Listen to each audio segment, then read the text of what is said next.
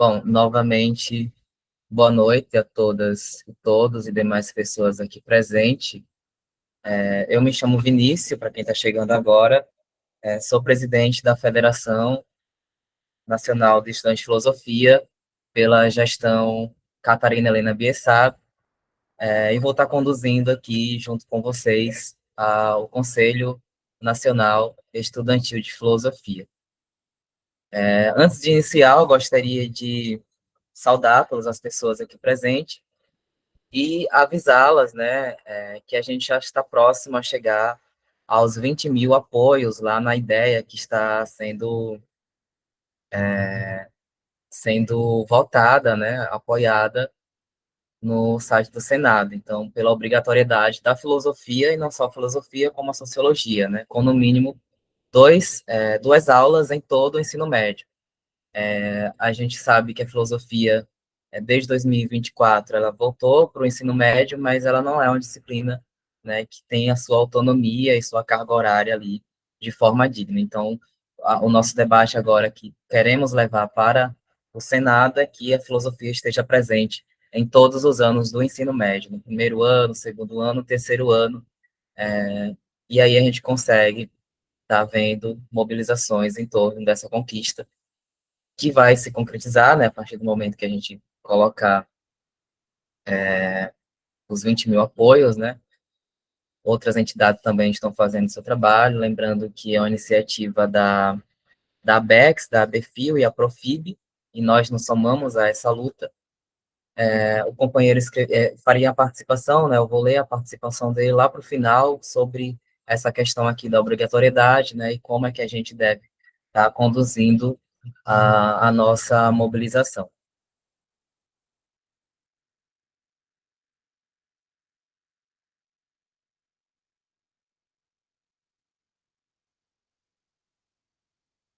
Bom, o CONEF é o Conselho Nacional Estudantil de Filosofia, que nós instituímos recentemente, né, lá no 10º Cobrefil, muitas pessoas aqui presentes participaram, e vou ler o estatuto para que a gente tenha um direcionamento de como é que seremos regidos durante esse conselho, né.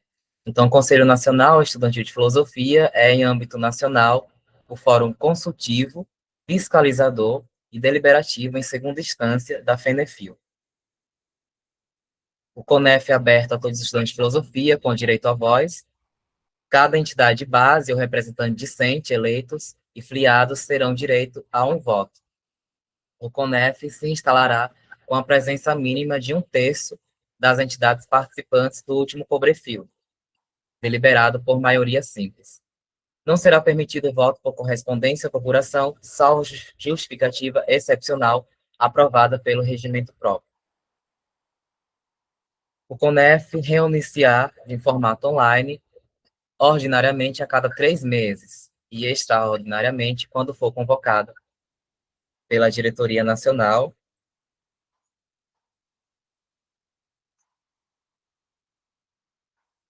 que teve um corte, mas pela Diretoria Nacional, ou a partir de um requerimento assinado por 1/3, tem uma porcentagem lá, de centros acadêmicos filiados que podem estar convocando esse conselho. Sobre as competências, deliberar em segunda instância sobre as decisões da direção nacional, coordenações regionais e coordenações temáticas. A nossa executiva nacional funciona com esses 3 segmentos, né? Tem a direção, as coordenações.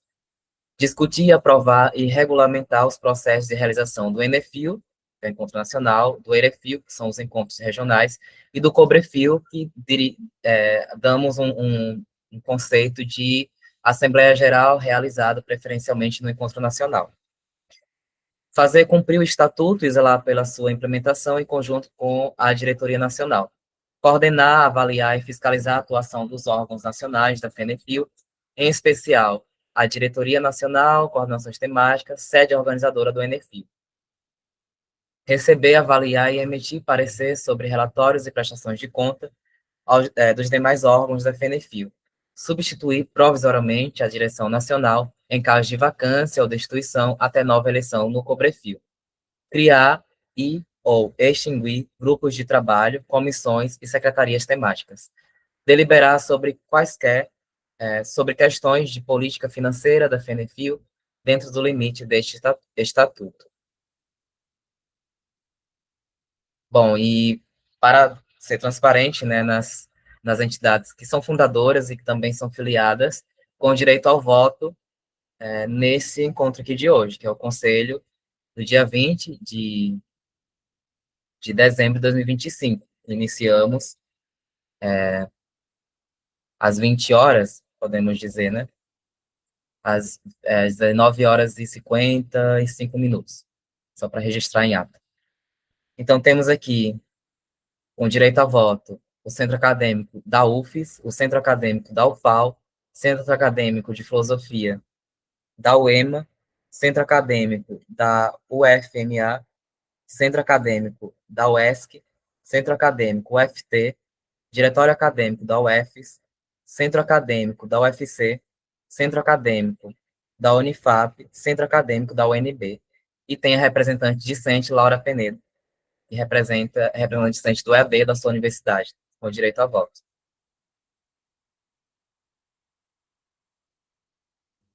Bom, dados esses esclarecimentos, vou fazer um breve resumo, né, do que aconteceu no Cobrefil.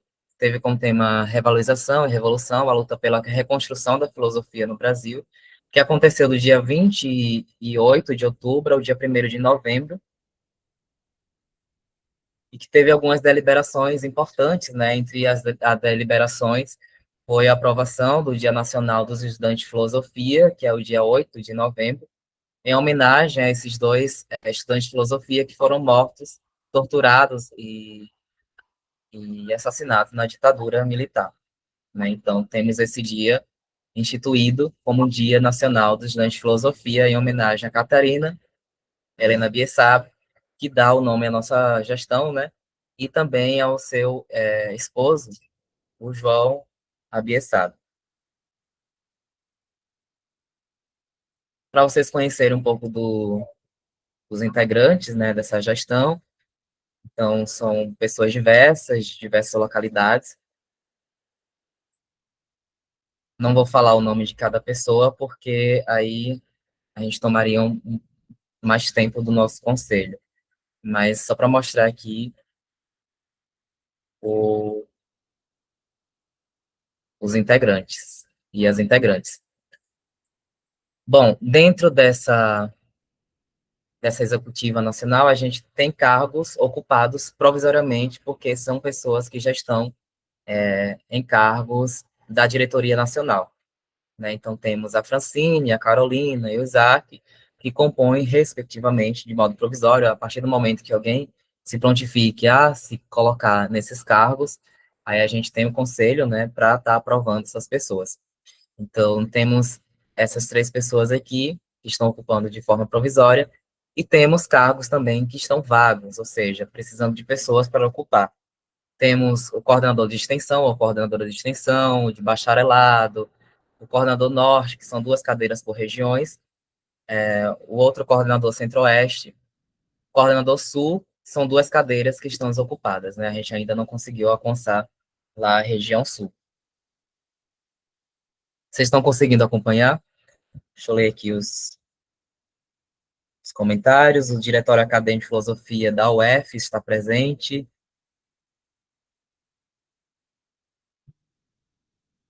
Temos a Joana, do Polo Mauriti. Bom, vou dar andamento. Qualquer coisa é só gritar aqui que eu vou ouvir. Bom, nesse Cobrefil, a gente também publicou, né, o Manifesto do Movimento Estudantil, que foi construído a partir de toda uma construção durante o Congresso, né, das mesas, não é mesa redonda, a gente denominou como roda de conversa, das rodas de conversas, tiramos os encaminhamentos e construímos esse lindo documento. Eu espero que todos aqui já tenham lido, e se não leu, procure as nossas redes sociais que a gente tem disponível, em torno de 8 páginas, e é muito importante para nós aqui no contexto atual da filosofia e o movimento estudantil, né? Como é que o movimento estudantil interpreta a filosofia e como queremos a filosofia no futuro. Bom, o Miguel Guilherme, ele perguntou, as cadeiras serão ocupadas a partir de quando? Então, a partir do momento que existe intenção de alguém ocupar essas cadeiras, né, ela envia para a gente os dados, comprovante de matrícula, tem que ser estudante de filosofia,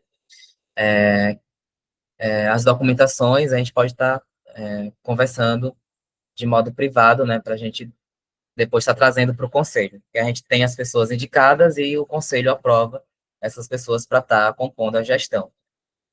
Né? Então, seria interessante já ter pessoas para ocupar essas cadeiras a partir desse congresso, né, que a gente já colocaria em votação aqui, mas caso não tenha ninguém para ocupar, a gente coloca isso para março, que é quando temos o nosso próprio próximo conselho, ou se tiver algum extraordinário entre janeiro e fevereiro, a gente pode estar levando isso como pauta. Bom, esse manifesto, né, a gente escreveu em torno de 3 palavras, né, que é revalorização.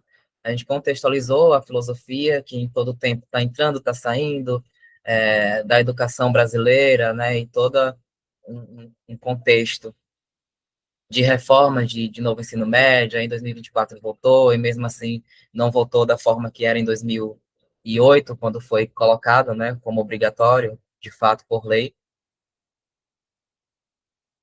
E temos também o eixo da revalorização. Esse aqui já foi, né? Revalorização da revolução,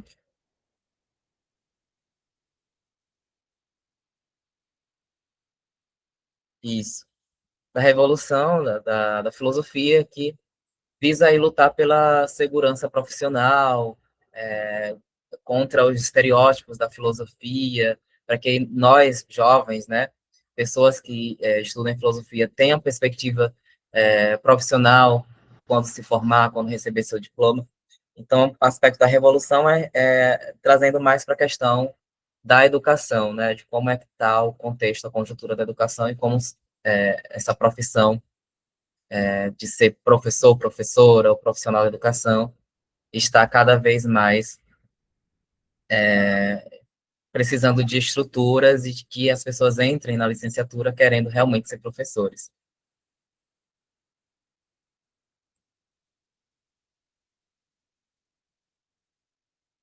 E temos também a reconstrução, que nós trouxemos no sentido de reconstruir a filosofia, não esquecendo toda a tradição, né, europeia, mas colocar outras fontes, né, em protagonismo, como filosofia africana, a própria filosofia decolonial, filosofia brasileira, filosofia latino-americana. Então, esse outro eixo aqui do nosso documento, né, o nosso manifesto, defende essa questão de reconstruir a filosofia, não pensar apenas na questão tradicional, mas fazer ali uma, um, uma reconstrução no sentido de que os estudantes votem nos seus conselhos departamentais, nos colegiados, né, para que tenhamos mais mulheres na filosofia, tenhamos uma disciplina própria das mulheres na filosofia, tenhamos ali a questão da filosofia africana, filosofia brasileira. Então, é fortalecer mesmo os representantes discentes para estar ali defendendo os nossos ideais, né, para uma disciplina que, de fato, coloque a lei que obriga, né, de obrigatoriedade do do ensino da cultura brasileira e indígena nas escolas, né? A gente sabe que muitos de nós temos essa formação de filosofia, mas não conseguimos aplicar essa lei, né, na escola, né? A partir do momento que nós não sabemos de uma filosofia africana, filosofia indígena, não conhecemos a história afro-brasileira, né? Para ali a gente tirar um pensamento africano para passar para os nossos alunos. Então, a filosofia está um pouco longe de conseguir colocar essa lei aí em vigor, né? E eu, como futuro professor, e já tendo estágios, né? Eu sinto essa dificuldade até quando os estudantes me perguntam algo sobre mulheres na filosofia, sobre pessoas negras na filosofia. E aí, né, se não fosse a minha formação como militante, né, eu talvez não teria resposta. Então, nossa luta é para que, quando os estudantes vierem perguntar para a gente sobre esses temas que a gente pouco estuda, a gente tenha, né, alguma resposta ou algum direcionamento que a gente estude também por fora.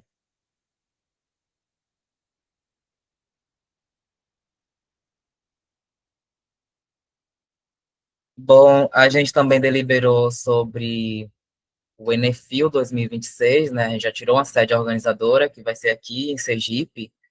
Eu sou sergipano, né? Então a gente vai trazer esse encontro nacional em 2026, lá para o final do ano, aqui na Universidade Federal de Sergipe. Bom, a gente também construiu durante esse um mês e poucos dias um plano de gestão. Não quer dizer que a gente vá estar limitado a isso aqui que está escrito, né? É muita coisa, eu não sei se temos muito tanto tempo assim para a gente tá debatendo, mas vocês podem também estar fazendo seus apontamentos, levantando questões para a gente também estar vendo como é que podemos fazer juntos, porque temos um plano de gestão, mas sem pessoas para nos auxiliarem, né? Para nos ajudarem. Sem as entidades de base, a gente não consegue tirar isso aqui do papel. Então, na presidência, presidência e vice-presidência, a gente tentou fazer o plano, né? As incumbências de cada cargo em dupla. Então, temos aqui as minhas incumbências junto com o Napoli, que é a representação política nacional, e tem a supervisão ali, o acompanhamento nas filiações, as filiações são muito importantes. Então, temos mais esse papel de estar acompanhando, estar incentivando as outras, os outros cargos, as outras cadeiras, né? Tem a Secretaria-Geral, que é o com Francisca Carolina, responsável por toda a papelada, documentação, registro de ata, arquivos. Então, eles já estão trabalhando aqui nessa questão. Então, vocês podem tirar print da tela ou pedir para a gente estar disponibilizando esse documento, né, para que possamos criar esse plano juntos. A questão é que a gente queria já trazer algo, pelo menos um rascunho, né, para a gente estar aí direcionando da melhor maneira possível a Fenefil.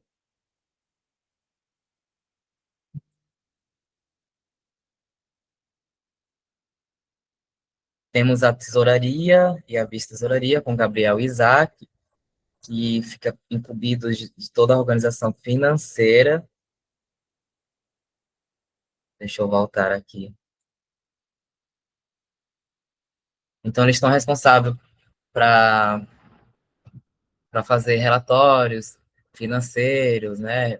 Ver a questão do PIX institucional, está acompanhando ali as comissões organizadoras dos encontros regionais, né? E do encontro nacional, para a gente estar vendo aí o que é que sai, o que é que não sai, para estar fazendo acompanhamento financeiro realmente com responsabilidade, né? Temos a coordenação de comunicação com Francine e o Christian, que é responsável por gerir todas as comunidades, redes sociais, a imagem pública, a identidade visual da Fenefil. A gente tem conta no TikTok, conta no Instagram, no YouTube. A gente precisa só estar alimentando essas contas aqui. E já deixamos já de antemão, né, as parcerias para collab com centros acadêmicos, se tiver uma pauta importante da sua universidade, né, entrar em contato com a gente para a gente ver a possibilidade de estar se mobilizando junto, né? Então, as incumbências da comunicação é essa questão de estar comunicando, cuidando dos nossos grupos, no WhatsApp, no Telegram também.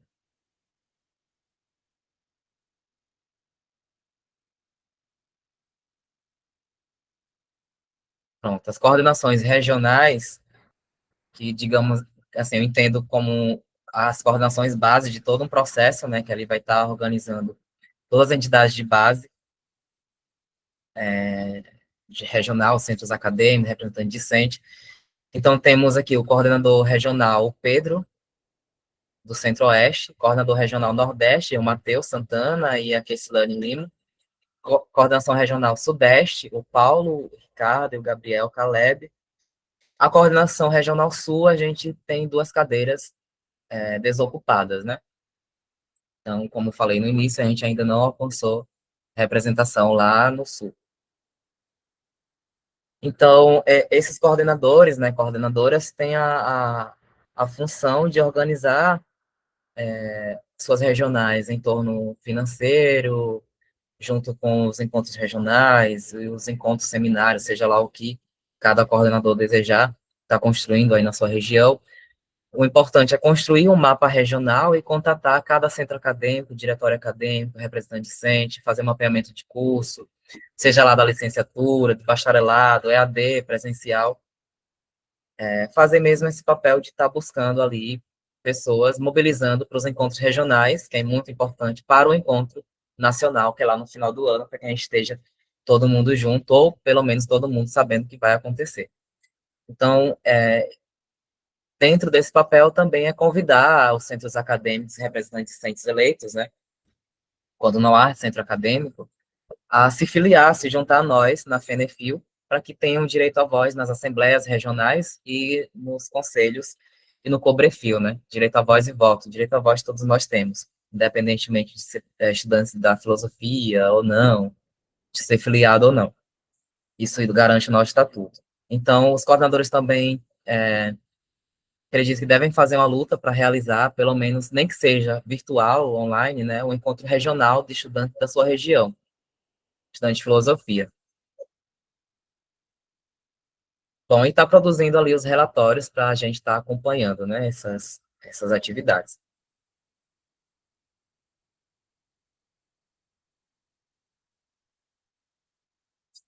As coordenações temáticas que nós instituímos, temos a coordenação de ensino de filosofia, que é acompanhar os observatórios de ensino de filosofia aí pelo Brasil, mapear as licenciaturas e estágios supervisionados, está acompanhando aí a luta pela permanência da filosofia no ensino médio, está ali acompanhando a ABFIO e outras associações, e a mobilização em defesa do ensino de filosofia.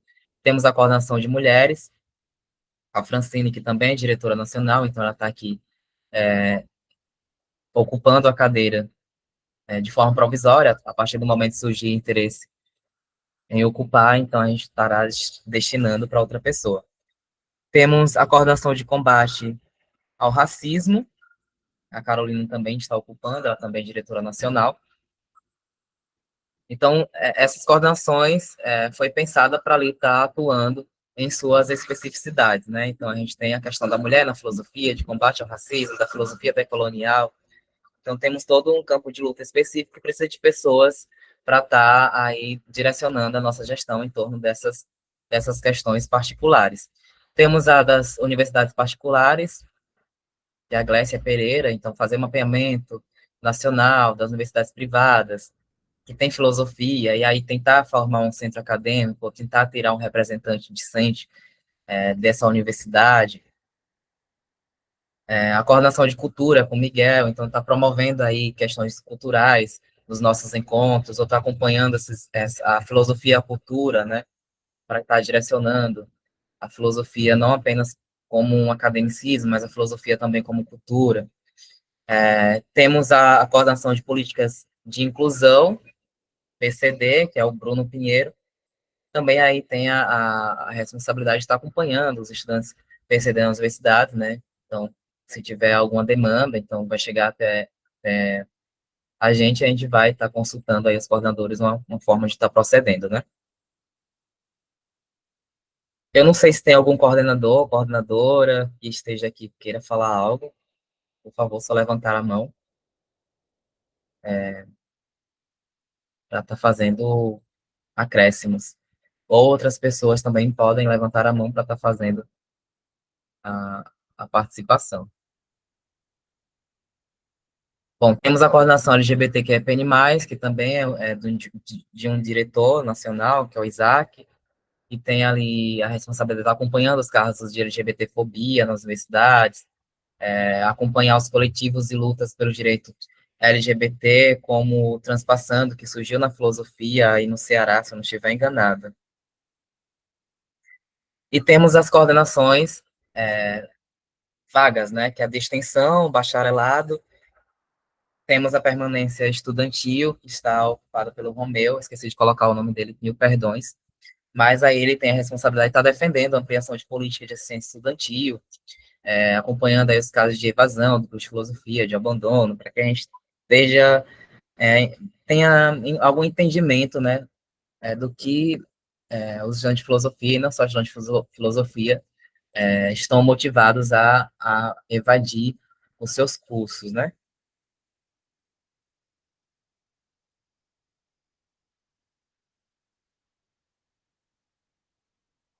E o Esdras está aqui? Se Esdras quiser tomar a palavra para explicar mais o plano de gestão dele. Estou aqui sim, Vinícius. Consegue me ouvir bem? Boa noite, gente. Boa noite a todos e todas. Eu me chamo Esdras Guedes, sou coordenador de pesquisa do FENEFIL, mestre em filosofia. E eu esbocei aqui, no que tange a coordenação de pesquisa, alguns planos e metas, né, para que seja possível, né, a gente concretizar no ano que vem. Eu destacaria essa questão de ter um banco de projetos, de grupos de pesquisa, para que as pessoas possam, né, saber o que vem sendo produzido na filosofia pelo Brasil. Então, é muito importante que as pesquisas sejam publicizadas, as revistas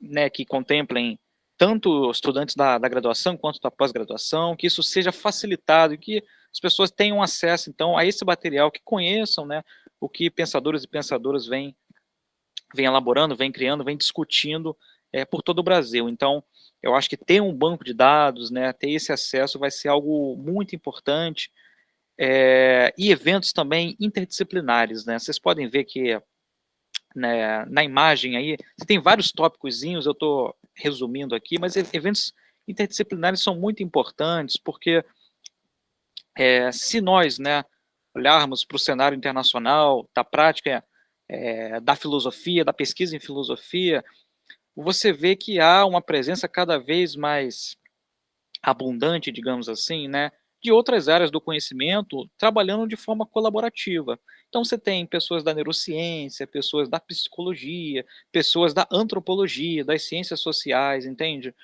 Então, uma das questões que vai nortear a coordenação de pesquisa é essa interdisciplinaridade, né? Dessa capacidade de conversar com os diferentes agentes, com os diferentes campos do saber, tá? E promover iniciativas colaborativas. E aqui é um ponto importante, com formato híbrido, porque, veja, há uma dificuldade, em virtude do tamanho do Brasil, da extensão geográfica do Brasil, de unir pessoas que estão, né, em universidades com uma distância considerável, né, que estão distantes geograficamente. Então, é difícil você sair do Sergipe para participar de um evento no Rio de Janeiro, no Rio Grande do Sul, em Santa Catarina, mas com a possibilidade do híbrido, ainda que nós realizemos eventos presenciais, mas é possível também transmiti-los pelo canal do Fenefil, né, da Fenefil, perdão, e outras mídias, né, nós podemos gravar os encontros, né, e isso poder ser publicizado para as pessoas, compartilhado, né, com as pessoas.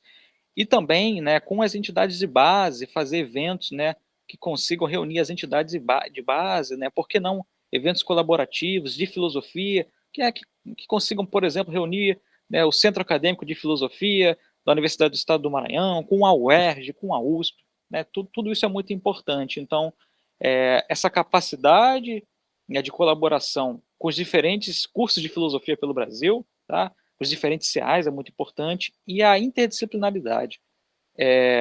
E um ponto também muito importante a pesquisa em filosofia não precisa ficar restrita à universidade. Então, a parceria a título de exemplo, com instituições de ensino médio, né, com a rede federal, com a rede estadual de ensino, entendeu? Porque eu acho que é muito importante criar esse estímulo, criar esse incentivo já no ensino médio, para as pessoas conhecerem o que é filosofia, qual é a importância da filosofia, qual é a importância do pensamento filosófico, da questionabilidade de questões que são importantes, né, para pensar questões sociopolíticas, socioculturais, questões que dizem respeito ao nosso tempo, à nossa história. Então, uma das questões também, que é um pilar, né, que vai nortear a coordenação de pesquisa, é essa capacidade, né, de intercambiar com instituições, né, tratam ali do ensino médio, do ensino básico mesmo, né, e conseguir articular eventos, né, com esses jovens que estão ingressando, né, que futuramente vão ingressando nas universidades, que vão prestar o vestibular, né, pessoas que estão no ensino médio, que seria muito interessante que conhecessem a filosofia, que conhecessem o trabalho da FENEFIL. Eu acho que essa aproximação é algo muito importante. Então, são esses três pilares, assim, né, a publicização de pesquisas, a interdisciplinaridade e esse alcance expandido, né, o escopo expandido, para que a gente possa contemplar também esses estudantes do ensino médio e, enfim, fazer todo um trabalho ali de pesquisa em filosofia, de incentivo à publicação, de incentivo ao pensamento criativo, de incentivo ao pensamento filosófico, que eu acho que é muito importante. Obrigado. Muito obrigado, Esdras, nosso coordenador de pesquisa. Vou seguir aqui, já saindo da pauta do plano de gestão, né? E aqui já deixo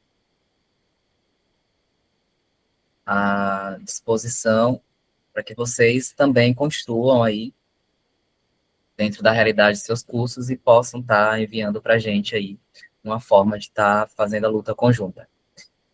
Agora, eu peço atenção para os centros acadêmicos, diretores acadêmicos presentes, né, para a gente voltar a algo que ficou pendente aí no nosso Congresso Nacional, Congresso Brasileiro, o Cobrefil, que seria a identidade visual. Atualmente, a gente tem utilizado, né, as cores nacionais, que é o verde, o amarelo e azul. Essa é a logo, né, que a gente tende a votar. O que vai mudar é as cores para a gente estar já assumindo a logo. Por enquanto, a gente não está usando o logo, né? Está usando, talvez, as cores nacionais, porque foram as cores da nossa bandeira. Mas a gente ainda não firmou quais serão as nossas cores, por exemplo, né? E nem a nossa logo. Então, hoje seria o dia da gente estar aí fazendo essa votação. Então, temos aqui a logo com as cores verde, predominância, azul e amarelo. Temos as cores azul em predominância, amarelo e verde. E temos as cores vermelho em predominância, amarelo e preto. Então, a gente vai tá vendo aí qual será a nossa identidade. Lembrando que a gente fez uma consulta lá no Instagram, nos stories, né? E o vermelho ganhou, acabou ganhando, mas foi bem, como posso dizer, acirrado, né? Então teve quase um empate entre o vermelho e o verde. Então, pode falar, Francisco. Vinícius, quanto a essa votação aí que foi feita no Instagram, a gente vai contabilizá-la uma forma de voto, né? Por exemplo, o design vermelho, né? Teoricamente foi o eleito vencedor. Ele contaria como um voto aqui já? Não, contaria como uma consulta, porque votaram estudante de filosofia e não estudante de filosofia. E no Cobrefil, e no conselho, né, como a gente leu parte do estatuto no início, só tem direito a voto aqui os centros acadêmicos filiados. Tem em torno de 9 centros acadêmicos até o momento, mas presentes, né, temos esses aqui, a não ser que alguém se pronuncie aí representante de centro acadêmico filiado. Então, temos esses centros acadêmicos que eu acabei de enviar aqui. que é o da UFC, da UESC, o EMA, o FAO e o UNB.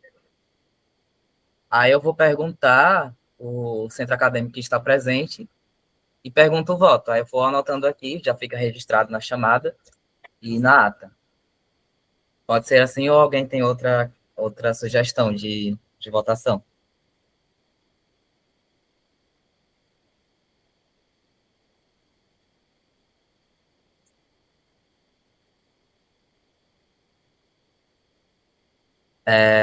Então, Estênio, você pode falar qual é o seu centro acadêmico? É da UFC, né? Isso, é o UFC, Vinícius. O UFC vota no 3. Hum. O centro acadêmico Tales de Mileto vota no 2. De Feira de Santana. Não é Feira de Santana, é da UESP.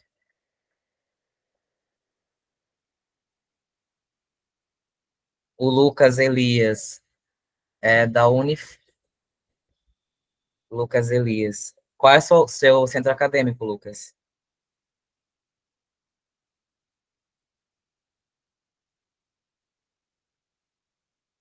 O FPA.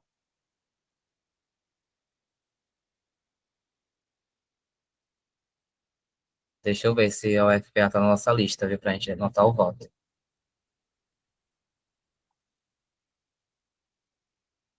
Tem lista de centro acadêmico que são filiados. Eu acho que o FPA ainda não é. Então a gente pode estar organizando, tá, Lucas? Uma assembleia com o pessoal do seu curso para a gente estar aprovando aí a filiação.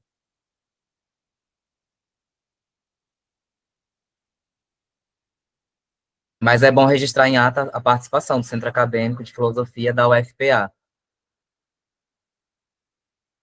Bom, o da FIO, da UFES, vota no 3. A UNB vota em quê? Vota em 2.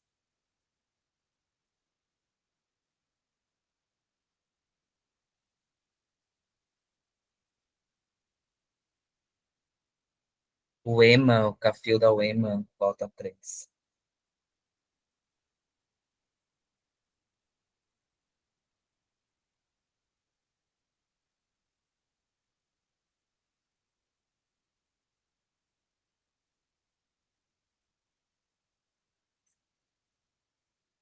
Bom, eu vou dizer anotações dos votos aqui e vocês confirmam.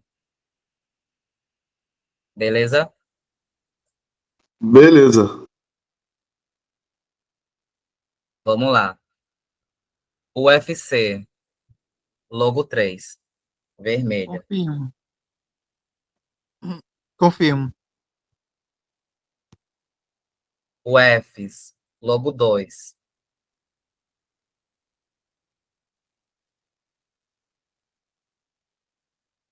Confirma, companheira. O F foi 3. Ah, foi 3? Isso.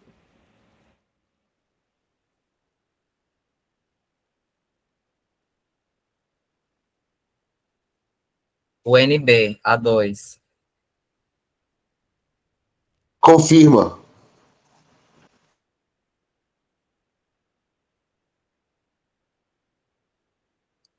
Os slides tá uma loucura aqui, viu?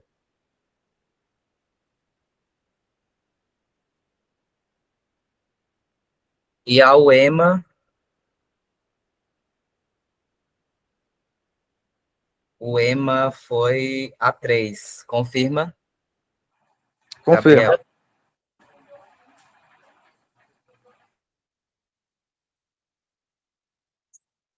Então foi um voto para a figura 2 e 3 votos para a logo 3, com as cores vermelha, amarelo e preto. É isso?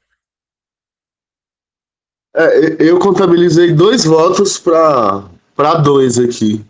Mas de qualquer forma, a três ganhou, né? Mas qual foi o outro curso que votou na 2? Uai, deixa eu ver aqui.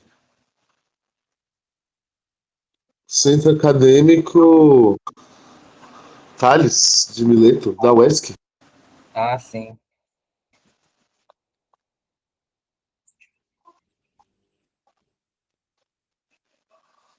E assim, né? Eu até perguntei no começo sobre o voto lá, e né, que bom que prevaleceu aqui o vermelho, porque aparentemente o público, né, também se interessou, né, pela logo vermelho, amarelo e preto. Apesar de eu, particularmente, ter gostado mais do verde, azul e amarelo. A Laura está presente? Bom, a Laura não estando presente, a gente encerra a votação. Temos cores agora: vermelho, amarelo e preto. A logo da FNFIO aprovada. E é isso, gente. Uhul! Próximo ponto de pauta. Vamos lá ver o que é.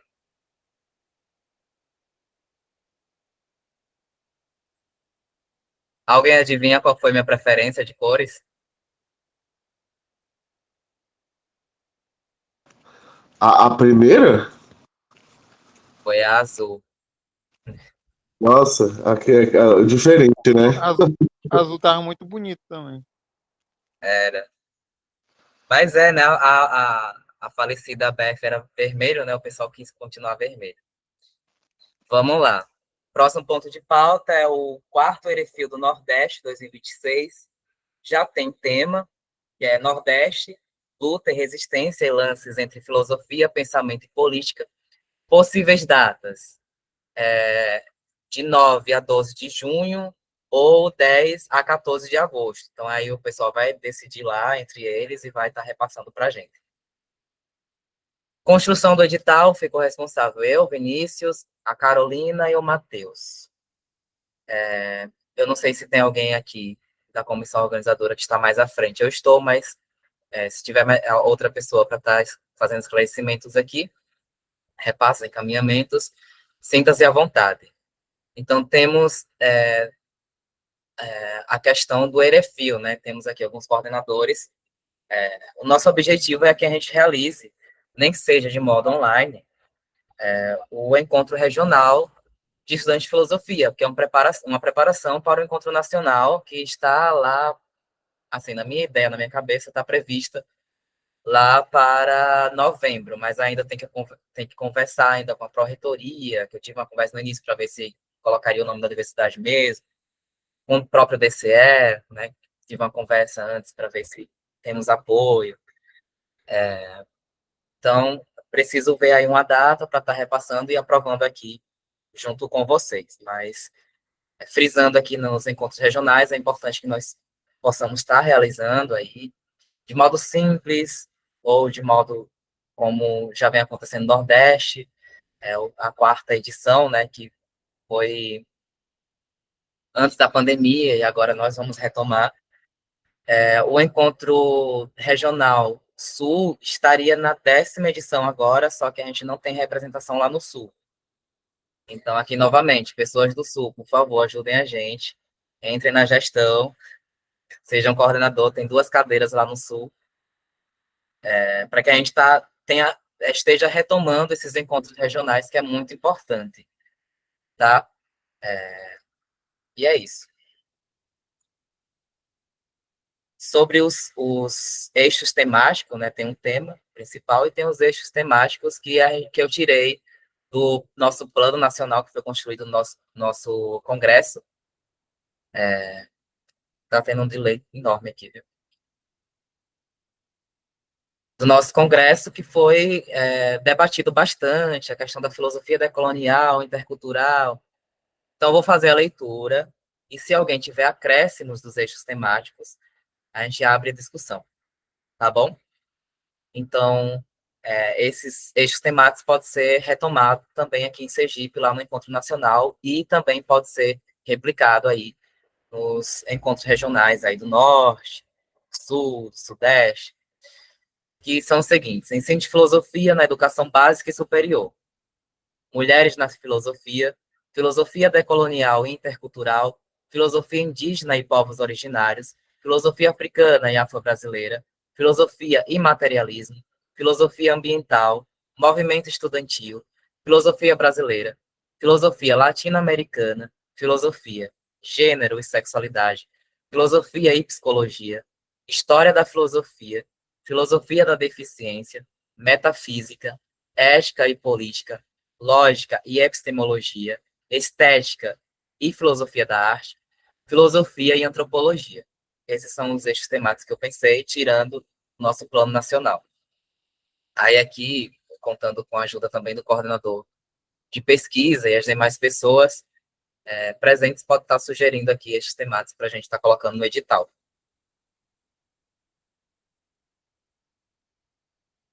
Assim, eu, particularmente, acho que a gente já tem, né, um, uma gama de eixos bem.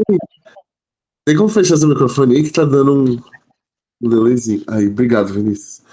Eu acho que a gente já tem um, um monte de eixo pra caramba, são quantos? Para mais de 10, né? E eles, principalmente, né, eles abarcam esses eixos, né? Filosofia brasileira, latino-americana, gênero e sexualidade, que eu acho que tem sido áreas, né? Não apenas dentro da filosofia, mas eu acho que também dentro da academia como um todo, né? Que tem sido bastante procurados por nós jovens, né? Que, né? É um negócio agora que está caindo. E assim, né? Até já dando assim, eu acho que já fica bastante coisa. Eu acho que a gente, até para organizar um evento como o Erefil, e, e, porque, por exemplo, esse agora vai ser, como é que é o título? Nordeste e Ética e Política e tal, e aí, Nordeste. Luta e oi? resistência em laços entre filosofia, pensamento e política. Pois é, aí, né, dentro disso, a gente, pro Erefil do Nordeste, a gente poderia, às vezes, né, até dar uma enxugadinha para poder fazer um evento, é, é, talvez não menos abrangente, mas talvez um pouco mais focadinho. E aí, por exemplo, eu já estou combinando com o Vinícius também, da gente vai estar fazendo o Erefil no Centro-Oeste, aqui na UNB, já estou vendo já com os meus colegas e tal. E aí, por exemplo, aí para o Erefil, aqui do Centro-Oeste, a gente já podia focar em outros eixos, assim, saca? E distribuindo, assim, as pesquisas. Não sei se parece uma ideia interessante e tal. Eu penso muito nisso, né, na questão de organização, que às vezes menos pode ser mais. Mas aí, claro que, aí, obviamente, cada um agora, vocês vão dar, né, a opinião de vocês. Mas eu, particularmente, acho que dentro desses eixos a gente já consegue tratar praticamente de uma infinidade, assim, né? E como eu falei, acho que dos temas e dos assuntos, né, mais buscados, mais procurados no momento, assim, né? Por nós estudantes de filosofia. Vou fazer a defesa dos eixos, mas no sentido político mesmo, porque no nosso congresso a gente debateu muito sobre esses eixos aí que estão de forma específica, né, como a filosofia africana e afro-brasileira, a filosofia indígena em povos originários, poderia estar dentro da filosofia decolonial, mas isso não quer dizer que todas as submissões vai ter pessoas com resumos aprovados, né? Então, possa ser que se junte aí os eixos temáticos, mas para um edital, para a gente mostrar o nosso lado político, né, até para os professores, aí para as instâncias aí que vêm fazendo os nossos projetos políticos, projeto pedagógico de curso, né, que existe essa demanda, né? Então, seria interessante uma questão mais política do que está resumindo a filosofia em, por exemplo, filosofia ética, metafísica, filosofia política, claro que tem que ter, mas tirando assim do nosso plano nacional e do que foi aprovado, né, da nossa formação política, era interessante manter esses eixos temáticos, né, mas no sentido de estar lá constando no edital que existe uma procura, né, que seja nossa, mas e a gente também já está vendo aí nossos encontros se realmente existem pesquisadores nesses eixos temáticos, né? E quais são as carências na filosofia em torno dessas questões. Na filosofia, por exemplo, temos carências de mulheres na filosofia, pesquisa voltada à filosofia africana, à filosofia oriental, que eu entrei no curso achando que eu ia estudar um pouco de filosofia oriental, e não é nada disso, eu tive que estudar só os barbudos lá da Grécia. Então, eu coloquei assim, já fiz a leitura do Plano Nacional, né, e fui retirando aí o que foi encaminhado, né, que nós fizemos rodas de conversa encaminhativas. Então, nada está aí por acaso, né, até temas que podem estar sendo colocados em um eixo temático só, acredito que a gente pode estar juntando depois de estar fazendo a programação, mas, por enquanto, essas aqui são essenciais. Aí eu não sei se alguém tem argumento diferente do meu. O Ezra, a Carolina e mais outra pessoa levantou a mão. E o Francisco. Pode falar, Ezra. Uma sugestão, e aí vocês avaliem direitinho, eu acho que, né, pode ser interessante a inserção de um eixo como filosofia da tecnologia, porque eu penso que existem muitas questões hoje que versam sobre inteligência artificial, né, toda a questão dos algoritmos, né, enfim, que essas plataformas digitais operam, programam, né, e como isso tem reforçado racismo, preconceitos, vieses. Então, há toda uma discussão filosófica que pode ser suscitada com um eixo, por exemplo, sobre filosofia da tecnologia. Eu acho que a gente fala muito hoje dessa questão do tecnocapitalismo, né, e como isso está ligado com essas big techs, e como está ligado com esses algoritmos, né, se discute muito sobre o fato do Brasil não ter soberania digital, e eu acho que é possível suscitar questões filosóficas a partir de uma discussão como essa, né? Evidentemente, tem questões ali de ética, de epistemologia, né, o que a gente está chamando de tecnologia, o que é inteligência artificial, o que é inteligência, o que é pensamento, o que não é. Dá para agrupar tudo isso, evidentemente, mas eu acho que é uma sugestão, né? Um eixo como filosofia da tecnologia nos permitiria discutir questões que são prementes, que são questões do nosso tempo, que a gente está se defrontando, e eu acho que conseguiria contemplar uma demanda, que é uma demanda que se coloca hoje para a gente, estudante de filosofia, que é como lidar com essas tecnologias, né? O uso ético dessas tecnologias, não apenas, né, o uso comum, o uso corriqueiro, mas, né, toda uma discussão ética por detrás dessas tecnologias, das suas benesses, dos seus riscos, né? E, enfim, fazer toda uma discussão ali de problematizar a questão. Então, é uma sugestão, acho que seria interessante. Perfeito, perfeito. Como o Miguel falou, né, essa filosofia da tecnologia também está ligada à filosofia ambiental, né, no sentido da tecnologia está utilizando-se de forma irresponsável os recursos hídricos, por exemplo, né, e entre outras questões. Eu acho que é louvável, sim, estar colocando esse eixo temático. E como eu falei, né, não quer dizer que esses eixos temáticos estejam todos na programação e tenham todos submissões. Na hora de fazer a programação, né, é possível juntar eixos temáticos, né? Por exemplo, tem um tema lá, filosofia africana, e não tenha mais temas sobre textos sobre filosofia africana, né, o título. A gente pode estar colocando filosofia decolonial intercultural e talvez fazer uma mesa de comunicação.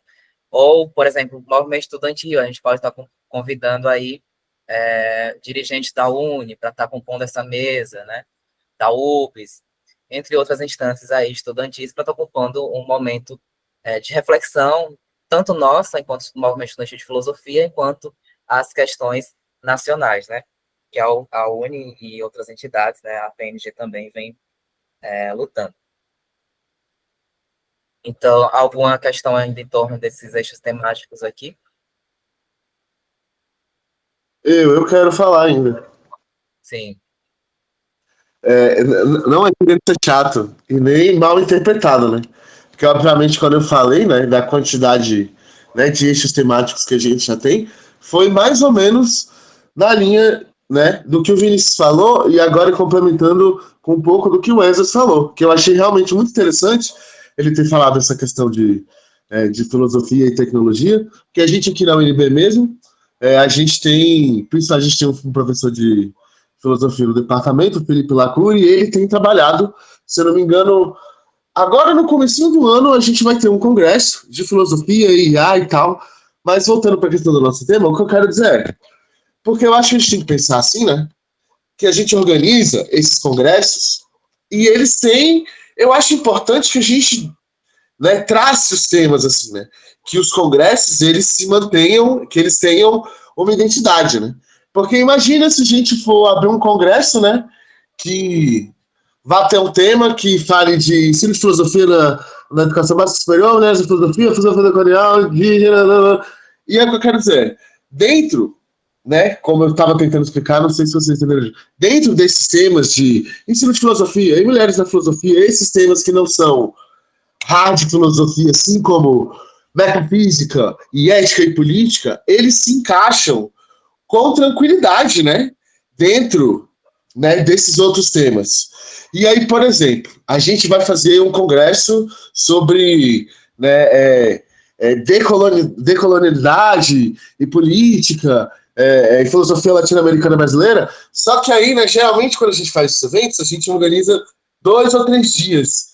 E aí a gente poderia organizar de certa forma que, né, a gente mantenha as submissões de trabalhos focadas, né, nesse caso, né, por exemplo, nessa submissão de trabalhos focados em filosofia decolonial, e latino-brasileira, filosofia brasileira, e deixar, por exemplo, fazer um formato que a gente pode, inclusive, utilizar para todos os eventos, que seria esse de mesa aberta, né? Como o Vinícius mencionou das rodas de conversa, a gente poderia ter sempre algum momento para esses trabalhos, né, que, de certa forma, fujam um pouco, né, além do escopo do que seria o evento. É isso que eu estou querendo dizer aqui, né?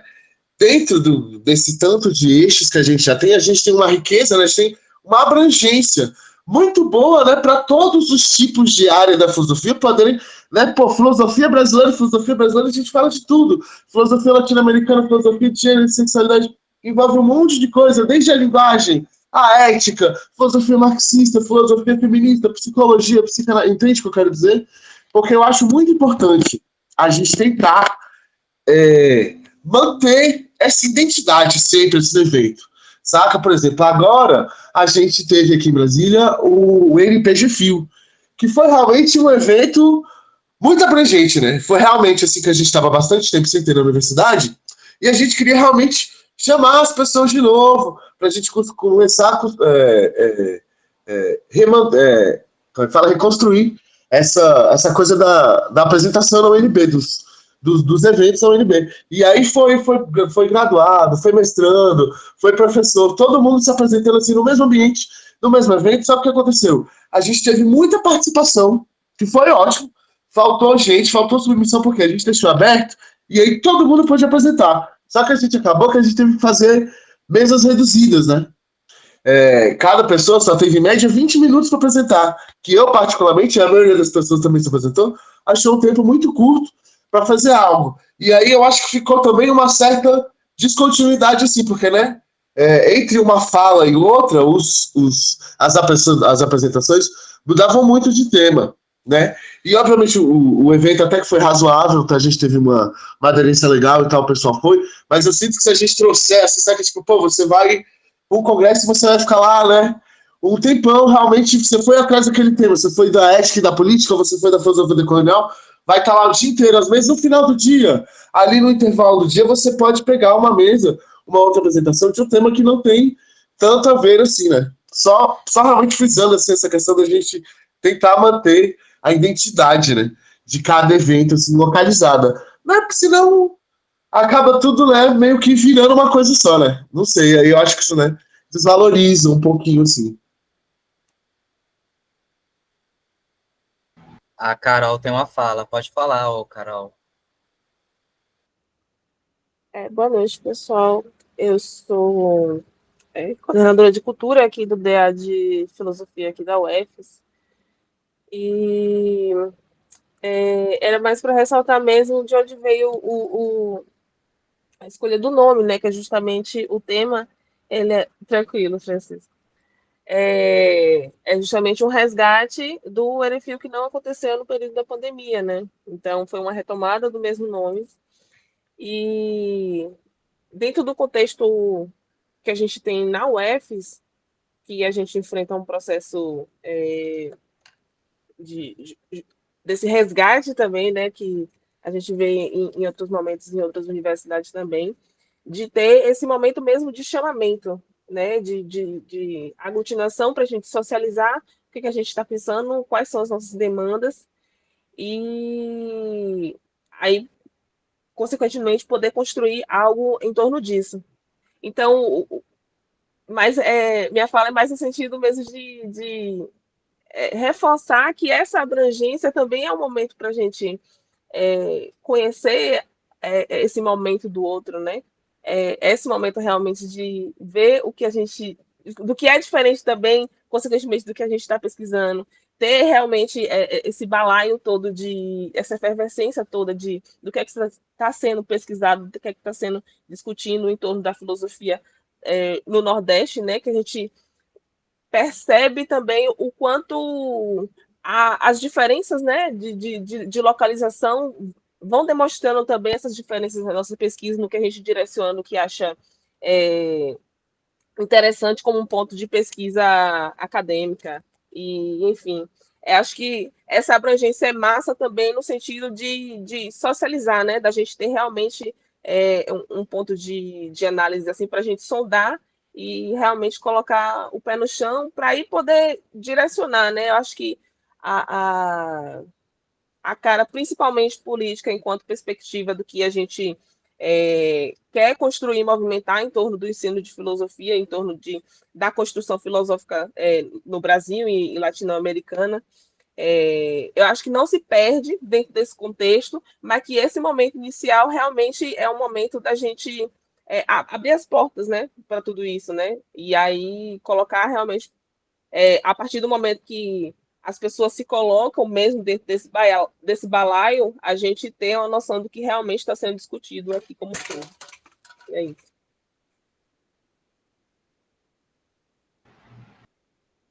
Perfeito. Então, essa questão do eixo temático, a gente vai debatendo aí junto com o edital, então a gente vai ouvir as opiniões, né, do pessoal também no momento da comissão, das reuniões da comissão organizadora. Posso partir para o próximo ponto de pauta?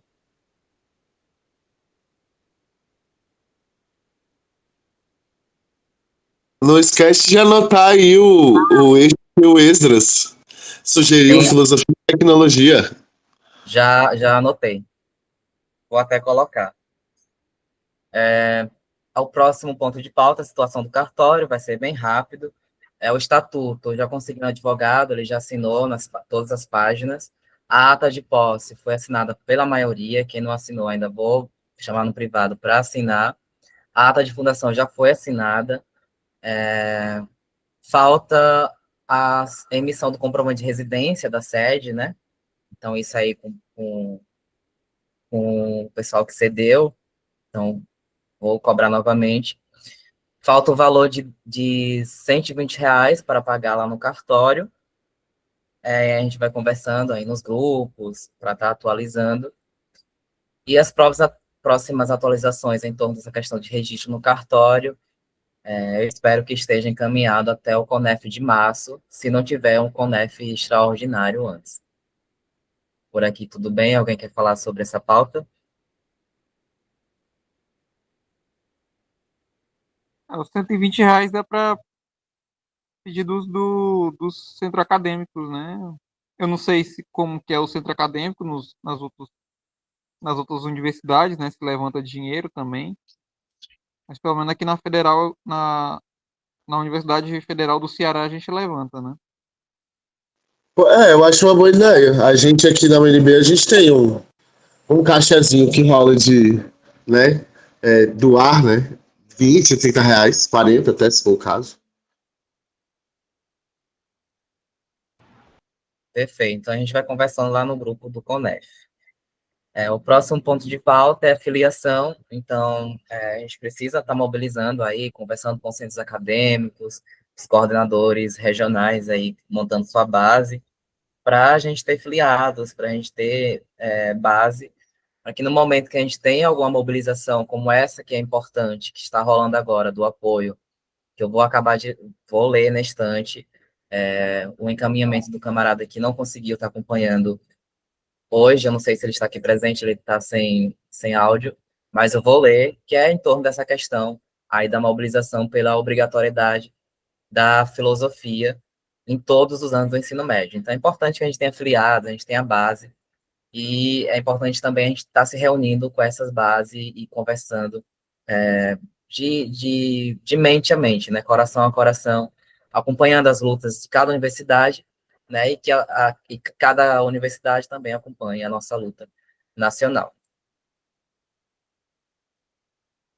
Então, temos aqui a forma de filiação, tem a filiação individual, que é só o estudante de filosofia apresentar para a gente vai fazer um formulário, o comprovante CPF, né, RG, e o comprovante de matrícula, precisa ter matrícula ativa e regular na universidade, né, ou seja, de fato, um estudante de filosofia.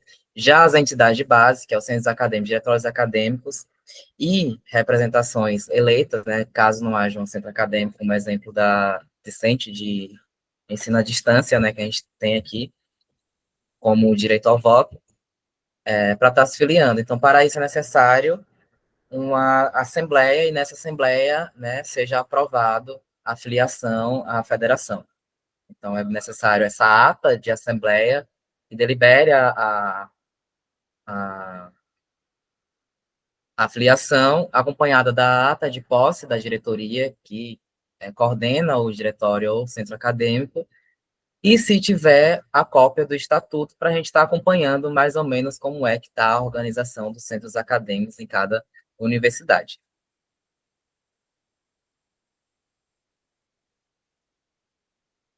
Assim, Vinícius, o que eu ia sugerir lá no tópico das linhas de apresentação, né, seria mais ou menos algo que pelo que eu entendi do Francisco, é tipo,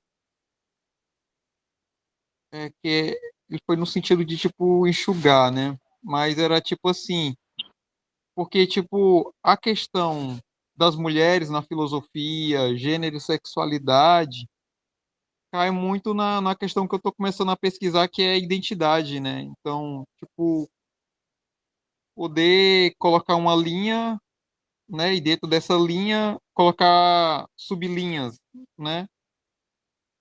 Acho que seria uma forma assim, né? Para também não deixar de. Porque, tipo assim, só colocar. Ah, vai ter na Erefil, é, sei lá, apresentação sobre metafísica, política, mas assim, você não sabe o que vai vir dentro dessas pesquisas sobre metafísica, política e ética, né?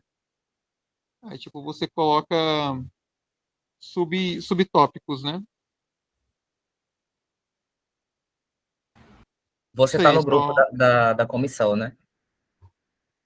Sim, Do Erefil do Nordeste, né? sim, acho que sim. Eu vi você lá.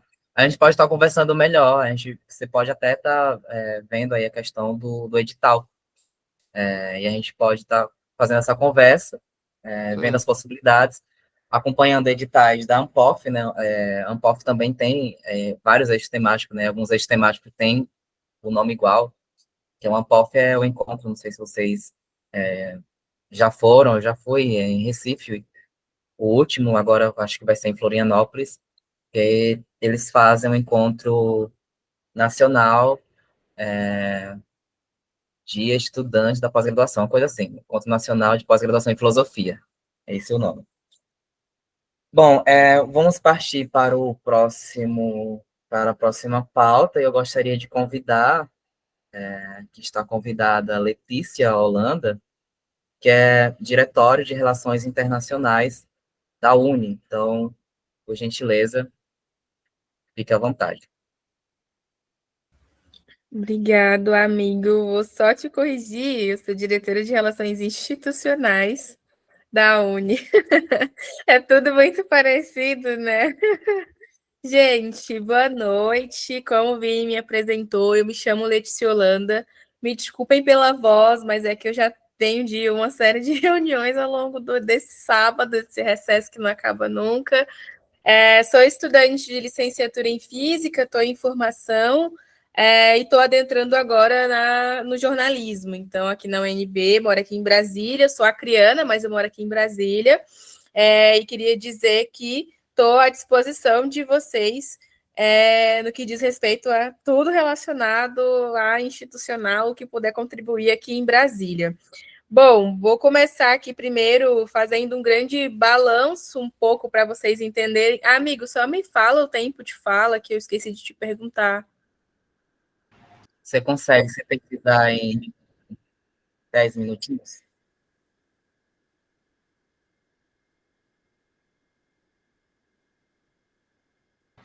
Teu Tá certo? microfone mutou.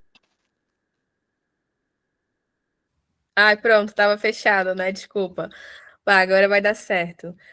Bom, gente, eu queria começar primeiro saudando esse espaço, que é extremamente importante, agradecer o convite aqui do Vinícius também, para fazer parte junto de vocês. Com certeza, para nós é extremamente de muita importância conseguir estar aqui nesse momento de debate de vocês, de reorganização, de alinhamento que vocês estão fazendo e planejamento, né, para o próximo período. Falo aqui representando a União Nacional dos Estudantes, e falar aqui um pouco sobre da conjuntura do que foi esse ano, né? Só para poder ter um pouco de feedback aqui com vocês.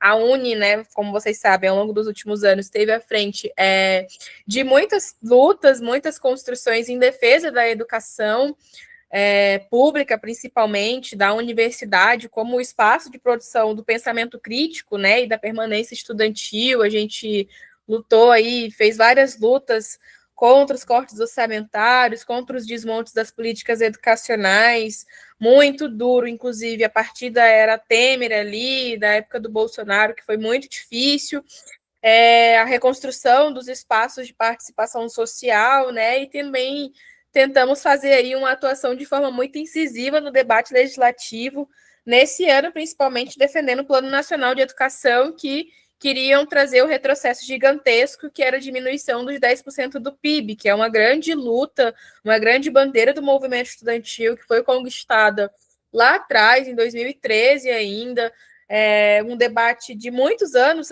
antes de 2013, mas que a gente conquistou nesse período, e que para nós era fundamental que os 10% continuassem sendo mantido, mas como um mínimo, né, do financiamento para a educação, e queriam reduzir isso para 7,5%, com 3,5% do investimento privado, né, querendo colocar o investimento privado como investimento público, que é um grande absurdo quando você vai falar do debate orçamentário para a educação, né, que é muito difícil, muito complicado. Então, para nós era inadmissível que houvesse esse retrocesso. Então a gente construiu ali uma articulação muito árdua das entidades estudantis nacionais, as entidades de base, os DCEs do Brasil inteiro, o movimento social, as próprias entidades de representação, né, das entidades, a Andifes, a Proifes, enfim, CONIF. Então todo mundo fez uma grande mobilização para garantir, e a gente saiu aí com a aprovação do PNE vitorioso, com os 10% do PIB mantidos como mínimo,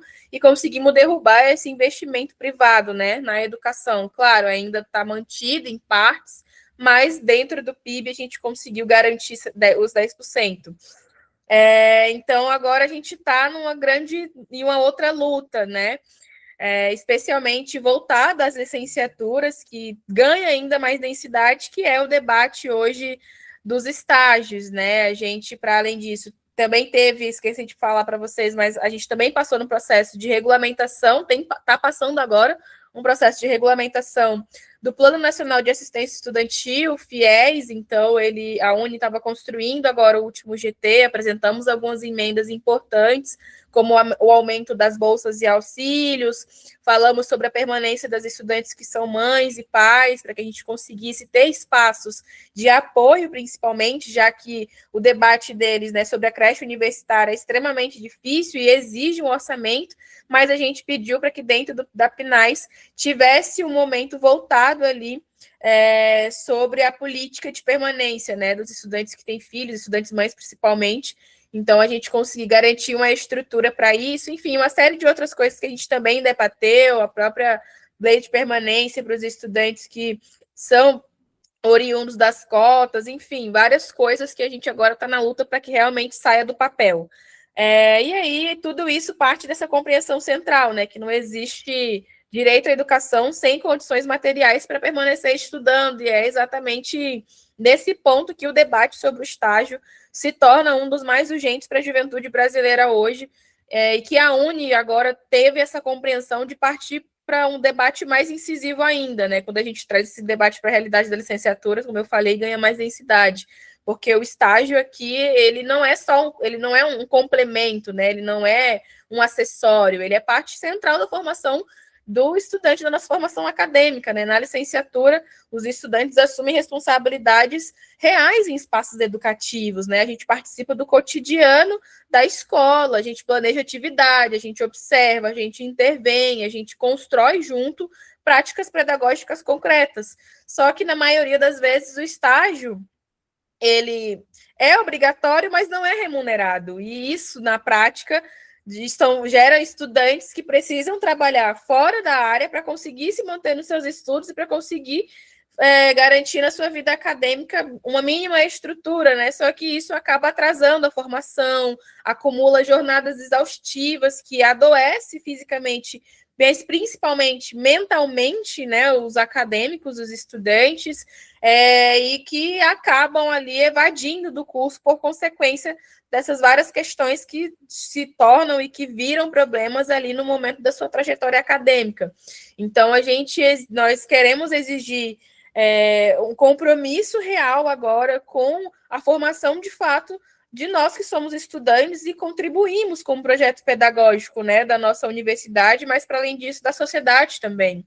Então, a gente quer um mínimo, né, de condições para que isso tudo aconteça, e do ponto de vista que hoje a gente trata, isso revela essa contradição ética profunda, né? A gente fala de formação crítica, a gente fala de emancipação, de justiça social, mas naturalizamos um processo formativo sustentado pela precarização da juventude nesses espaços, né, dos estágios. Então, não dá para a gente querer que exista uma formação verdadeiramente emancipadora quando o estudante precisa escolher entre estudar, entre sobreviver, entre pagar por um material didático ou se alimentar, ir para a aula ou ir para o seu estágio. Então, tudo isso está em volta do que a gente construiu no PL da Lei do Estágio e que a gente apresentou na Câmara dos Deputados. Então, a partir dessa realidade, né, que a UNE fez toda essa construção junto das entidades estudantis, de base principalmente. Então, a gente construiu a proposta de atualização da Lei do Estágio, que agora foi protocolada pelo deputado Orlando Silva.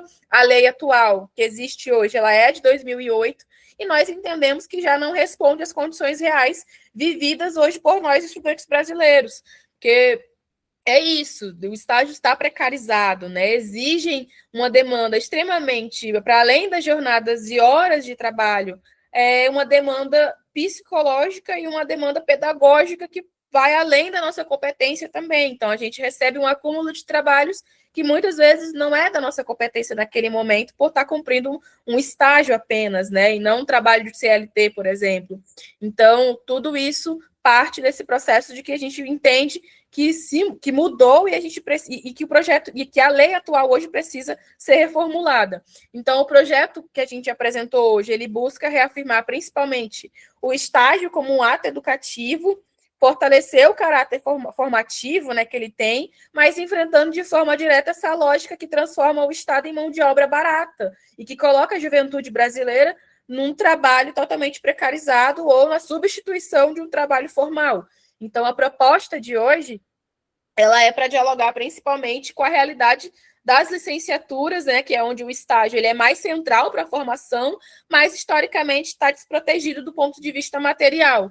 Então, a gente está propondo que seja o estágio remunerado, com salário mínimo, com vale transporte, já que a gente está trabalhando num trabalho formal, para equiparar a um trabalho formal, por que não, né? Não conseguir obter também os mesmos direitos dignos de um trabalho ali formal. Então, não se trata de negar a importância do estágio, né? A gente, inclusive, ouviu isso de um deputado quando foi fazer o protocolo desse PL, né? O Orlando Silva, que fez o protocolo, protocolou esse PL junto com outros parlamentares também do campo progressista, de outros partidos também, para que a gente consiga tramitar. Mas a gente ouviu de parlamentares dizendo que a gente propor a reformulação da lei do estágio, a gente está praticamente desvalorizando a importância que o estágio tem, né? De um absurdo tão grande que não tem a compreensão do que é a formação política através do estágio. É isso, né? Querendo realmente colocar o estudante e a juventude numa mão de obra de trabalho barata e querendo que a gente continue tendo essas sobrecargas exaustivas, fazendo com que cada vez mais a gente evada do espaço da universidade. Então, foi de um absurdo, assim, que na hora eu fiquei extremamente chocada, a gente até chegou a discutir com esse parlamentar, e pontuar para ele que, cara, você está enxergando de uma visão totalmente diferente, né? Mas é isso, é uma lógica predatória mercantilista, né, da galera que hoje tem escritório de advocacia, por exemplo, e o estudante de direito vai lá e faz um estágio de forma remunerada e cumpre funções de um trabalho formal, vai para uma vara cumprir um trabalho que às vezes que nem é dele, na verdade, naquele momento ainda do estágio, né? Então, de uma insanidade de compreensão da vida do cotidiano da juventude brasileira hoje, totalmente deslexa, né, da realidade. Então, é uma briga que a gente agora se comprometeu a fazer e que tem tentado articular ali dentro da Câmara. Nós protocolamos o projeto como com trâmite de urgência já, para que no próximo período ele já entre no debate de votação da Câmara de Educação, da Comissão de Educação, né? Então, ele vai inicialmente para a Câmara da Comissão, só quero falar Câmara, da Comissão de Educação. Então, a gente está num processo de articulação, de conseguir falar com esses parlamentares, tem algumas já agendas marcadas nos próprios gabinetes para a gente conseguir debater sobre a importância de se votar e apresentar ali estatísticas, dados, né, e de forma política, claro, mas não deixando de pontuar a realidade da juventude brasileira. E a nossa ideia no próximo ano é incidir nesse debate. A Uni já tem feito isso muito ali, a gente conseguiu reunir, né, as executivas e as federações de curso para tratar sobre isso, dar esse informativo para a galera, e dessa reunião se deliberou-se, né, que cada federação, cada executiva ia levar esse debate para a sua base, para a gente conseguir coalizar isso melhor, e no ano que vem a nossa ideia é fazer uma grande blitz ali na Câmara dos Deputados, né? Então a nossa ideia é fazer uma mobilização com as representações de entidades, quem a gente conseguir, né, e quem conseguir também estar nessa agenda para que a gente consiga massificar, né? Vai ser por volta ali mais ou menos de março, estamos trabalhando ainda como vamos fazer essa mobilização, mas a ideia é que a gente consiga fazer com que a nossa base esteja coesa nesse debate, né? Que os estudantes, principalmente, que vivem essa realidade dura de estar no estágio, de estar na universidade, e que na maioria das vezes tem que conciliar toda essa loucura para conseguir ganhar o seu diploma, saiba desse debate, né? Saiba que existe agora um PL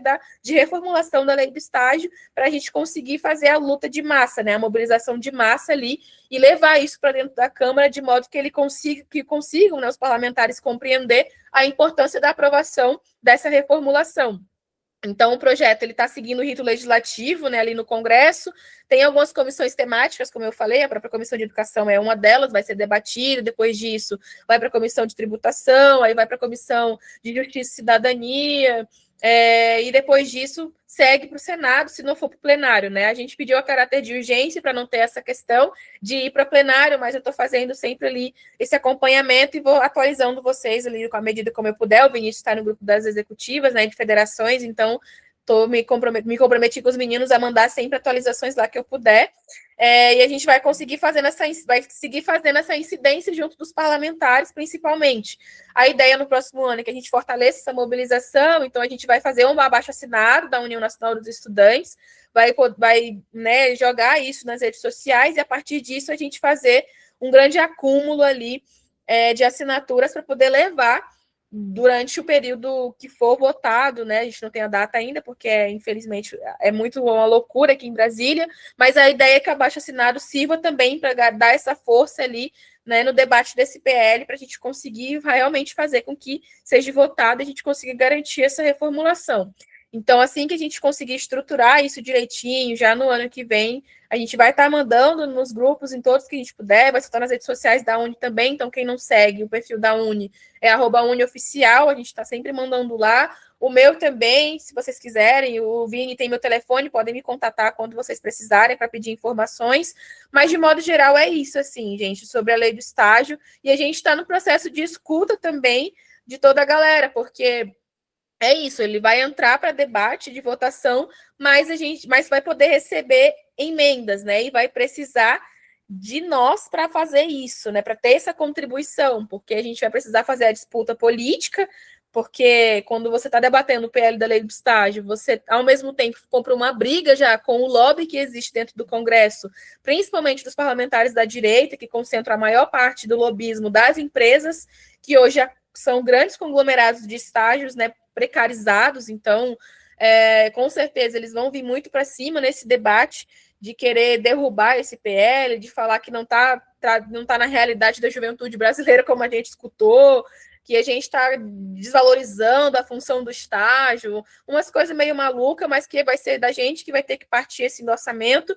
E aí, durante o processo de emendas, vocês também podem construir as emendas para contribuir. Então, eu vou mandar depois, eu acho que o Vinícius a gente já tem lá no grupo, amigo, das federações, o texto do PL, você pode compartilhar com os meninos, para vocês darem uma olhada, lerem como é que está esse texto, e contribuírem também com o que vocês acreditam que pode mudar. Olha, Letícia, a gente tem uma contribuição aqui no texto, de repente essa parte aqui que fala sobre a remuneração do salário mínimo, a gente não entende que essa é a realidade, ou talvez precisa ser dessa forma, tem que ter a inclusão de um estudante X nesse debate. Então, tudo isso a gente tem feito esse processo de escuta dos estudantes para conseguir elaborar essas emendas propositivas, obviamente, para que a gente fortaleça melhor ainda esse texto do PL e que ele saia, né, de mais uma vitória do movimento estudantil. Então, vocês fiquem à vontade para ler e contribuir. Tem alguns meses para isso, inclusive, uns 4 meses mais ou menos, porque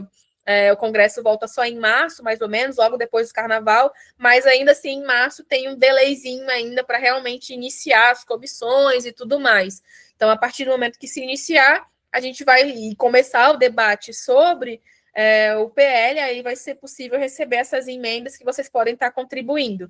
Mas é isso, gente. Nós queremos atualizar a lei do estágio, né? E antes de tudo, para além de ser essa escolha ética, é uma escolha mais do que social também, né? De entendendo que a juventude brasileira hoje é uma juventude trabalhadora que vive trabalho precarizado e nós precisamos mudar essa realidade se nós entendemos que a juventude é parte do processo de desenvolvimento do nosso país.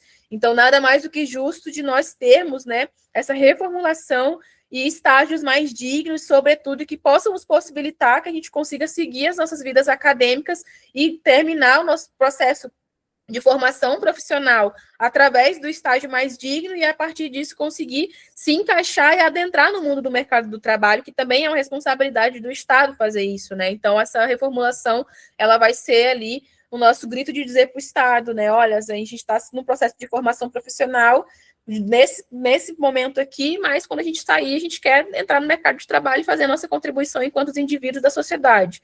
Então, acho que, de modo geral, é isso, não existe uma formação crítica possível sem condições materiais mínimas, né? Então, o que a gente exige do PL do estágio é exatamente isso, que educação e trabalho, eles não podem seguir em linhas contraditórias, né? Eles precisam estar ali alinhados de forma digna, de forma que dê condições para o estudante realmente se formar profissionalmente e que isso seja uma ferramenta de que ele possa adentrar, né, no mercado do trabalho de forma digna, mas, sobretudo, também nessa formação crítica, coesa e emancipadora da juventude que a gente sempre pauta no projeto de desenvolvimento do nosso país. Então, a Uniseg à disposição de todos vocês, o que vocês precisarem, estou à disposição também, estou no trabalho de relações institucionais, então tudo que for voltado a isso, podem me contatar, estou à disposição, e também estou esperando aí as contribuições de vocês sobre o PL da Lei do Estágio, tá bom? E mais uma vez, muito obrigada pelo espaço, agradecer aqui a todos vocês em nome do Vinícius,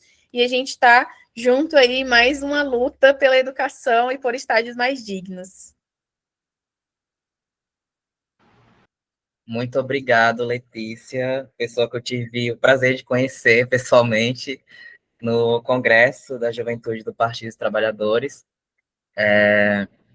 Alguém tem alguma questão, alguma pergunta para fazer para a nossa diretora aqui? Bom, não tendo, vamos seguir para o próximo ponto de pauta, que era do companheiro Matheus, que ele não vai conseguir participar, mas eu vou fazer a leitura por ele, do que ele me mandou, tá bom? Eu vou até projetar aqui para vocês.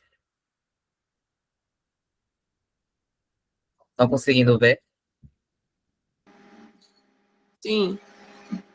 Bom, Companheiras e companheiros, estamos reunidos hoje para discutir algo que diz respeito diretamente à nossa formação, ao nosso futuro profissional e ao papel social da universidade, o lugar da filosofia e da sociologia no ensino médio brasileiro. Como sabemos, a nova reforma do ensino médio ampliou a carga horária total dessa etapa, mas, contraditoriamente, manteve a filosofia e a sociologia sem garantia mínima de presença semanal. Em muitos estados, isso tem significado redução de aulas, fragmentação dos conteúdos e, em muitos casos, o simples desaparecimento dessas disciplinas da formação dos estudantes. Isso não é um detalhe curricular, é um projeto de esvaziamento da formação crítica. A filosofia e a sociologia são responsáveis por desenvolver a capacidade de argumentar, interpretar a realidade social, compreender a diversidade e questionar o mundo em que vivemos. São essas competências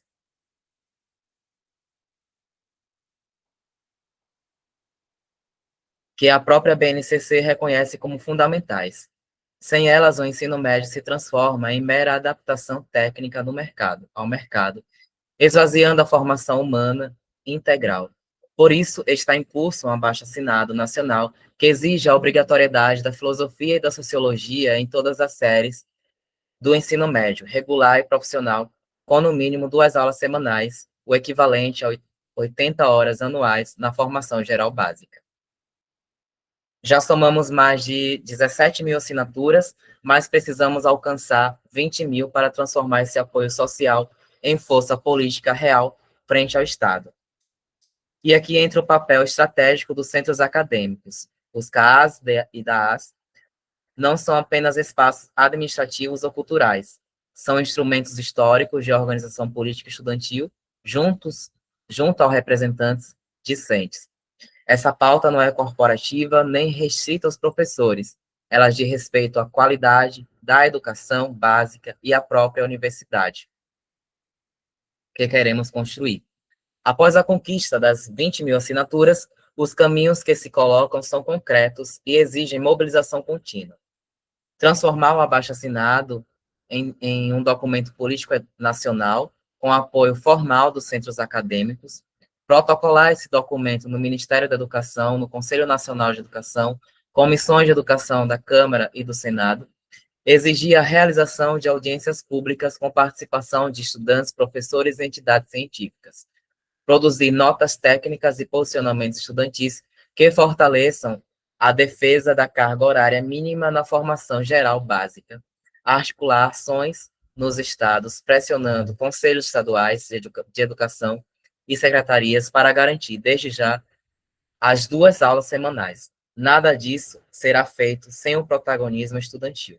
Por isso, propomos que esta Assembleia não apenas apoie o abaixo-assinado, mas também delibere coletivamente sobre os próximos passos.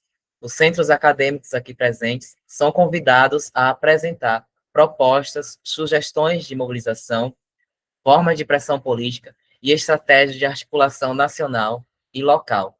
Defender a sociologia e a filosofia é defender os direitos dos estudantes da escola pública a pensar criticamente, compreender a realidade social e participar da vida democrática. Essa é luta estudantil, pedagógica e política. Que esta Assembleia seja um ponto de partida para uma ação coletiva organizada capaz de transformar apoio em conquista concreta. Eu acho que dá para a gente fazer alguns encaminhamentos com base dessa leitura que eu fiz aqui do companheiro Matheus, coordenador do Nordeste. Então, abro espaço para falas, né? Eu acho que é interessante os pontos que ele colocou aqui.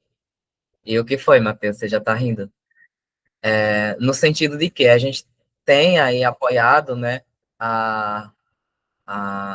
as assinaturas, né, de apoio para que seja obrigatório, né, mas para que seja obrigatório é preciso apresentar ao Senado e é preciso pressionar politicamente, porque o Senado a gente sabe que não é fácil, o Congresso muito menos, né? Então, é importante a gente estar conversando com as nossas bases, né? A gente lançou também junto com, com, com as entidades, né, que colocaram lá essa proposta no site do Senado, as campanhas próprias nossas de estudantes. Então, a gente fez a passada em sala de aula, alguns centros acadêmicos conseguiu passar em sala de aula, outros não. Então, seria basicamente esse momento de fazer um balanço, né, do que deu certo, do que poderíamos fazer, de como a nossa comunicação falhou, o que nós poderíamos estar fazendo agora, né. Então, tem panfletos ainda lá, acredito que agora está em férias, não funcione, mas a gente tem como fazer a mobilização nos grupos dos nossos familiares. Vamos nos reunir agora no Natal com nossos familiares, é só defender a nossa causa, no sentido de que a gente precisa trabalhar, a gente precisa esperançar quando tivermos o diploma na mão, né? Porque muitas das vezes a gente faz filosofia, mas acaba trabalhando em uma coisa que não é da nossa formação, ou acaba sendo contratado ou efetivado, e a gente acaba lecionando uma disciplina, né, que não tivemos formação, e isso acontece muito com a filosofia, né, e não queremos que isso aconteça. Então, é um trabalho que exige uma pressão política, né, de conhecer que defender a obrigatoriedade da filosofia é defender o nosso acesso a ser profissional da educação futuramente, né, ou já, né, como eu que estou prestes a me formar no final do ano que vem, eu espero que assim seja, mas outras pessoas que acabam não escolhendo a filosofia, mesmo tendo a filosofia, assim, como uma disciplina cursável, né, mas desistem da filosofia porque é uma licenciatura, e qual a perspectiva de um licenciado em filosofia, de uma pessoa que tem o diploma de filosofia, professor de filosofia, e eu sei, né, eu tenho um conhecimento de que não é só a filosofia afetada, tem outra disciplina, tem ciência da religião, tem arte, tem a música, mas a nossa causa agora é a filosofia e o nosso futuro. Então, aproveitem o Natal para você estar aí fazendo a panfletagem entre família, nos grupos da família, e coloque esse argumento, que é pelo futuro de vocês, pelo trabalho, direito ao trabalho, com dignidade, né, para que a gente não precise estar lecionando outras disciplinas. Então, envolve muitas questões em torno dessa obrigatoriedade da filosofia. Então, o que o companheiro aqui propôs é que, tá, a gente está apoiando, mas quais são as nossas perspectivas e os nossos compromissos ou encaminhamentos de mobilizações depois dessa coleta de assinaturas, né? Então, é interessante a gente estar pensando aqui juntos. O Francisco levantou a mão, não sei se ele caiu.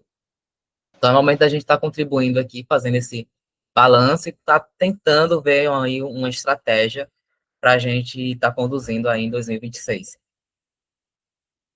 Não, então, eu tava até pensando aqui, aí eu levantei a mão, abaixei, porque assim, né, eu sinto que isso, né, e aí eu cheguei meio nessa parede, assim, que eu tipo, pô, porque eu acho que a gente devia buscar muito apoio, né, junto com os professores, né, com as pessoas, porque isso, para além, né, dessa questão nossa, que nós somos estudantes, né, de filosofia, e nós queremos estudar filosofia, e nós no futuro queremos ser professores de filosofia, nós temos professores de filosofia que já lidam com essa questão num escopo, né, que é, de certa forma, até um pouco mais essencial, que é a questão do trabalho, né. Aqui em Brasília, no momento mesmo, a gente está num duelo terrível com o nosso governador, e como o Vinícius falou também, não apenas na área de filosofia, a gente está com uma defasagem, né, de contratações de professores em todas as áreas, desde o ensino mais básico até o ensino médio. E aí eu fico pensando, né, que eu acho que de certa forma seria essencial a gente começar a ter esse contato com os professores, porque eu sinto que é uma coisa que acontece, né, pô, você já é professor da rede pública já há 20 anos, às vezes já foi militante, às vezes já está de saco cheio.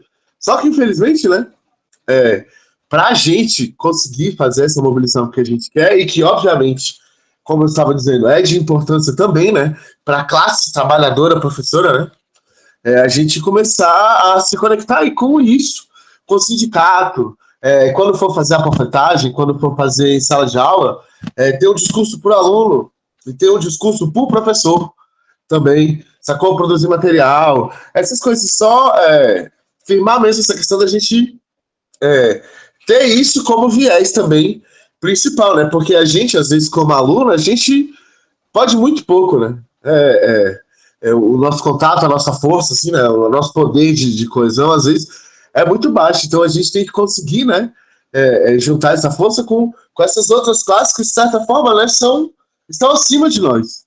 Então, eu penso que a gente pode, né, olhar para o horizonte e ver como é que a gente pode tornar esse discurso, né, um discurso até mesmo voltado para a questão, assim como a colega estava falando do trabalho, né, que é importante para nós, o trabalho também é importante para os professores. A gente tentar utilizar esse viés de alguma forma, né? Assim, era só mais ou menos isso que eu queria falar.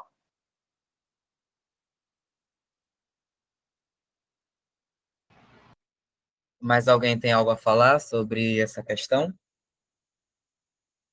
O Matheus trouxe alguns encaminhamentos, né?